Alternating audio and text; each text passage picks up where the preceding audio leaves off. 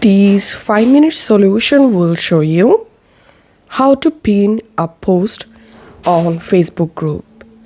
Follow these easy steps to easily pin a post on your group. So as you can see right now, I'm in my Facebook group and now I'm searching for a post to pin. Let's pin this post.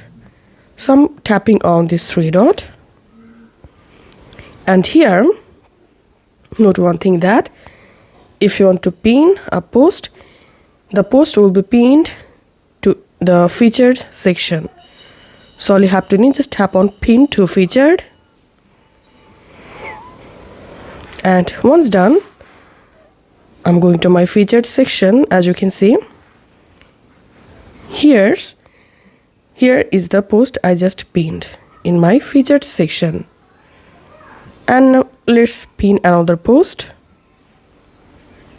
Pin to featured.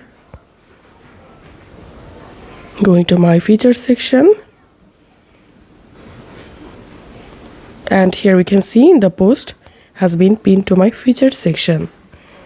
And now if you want to unpin any post, tap on this three dot and tap on unpin.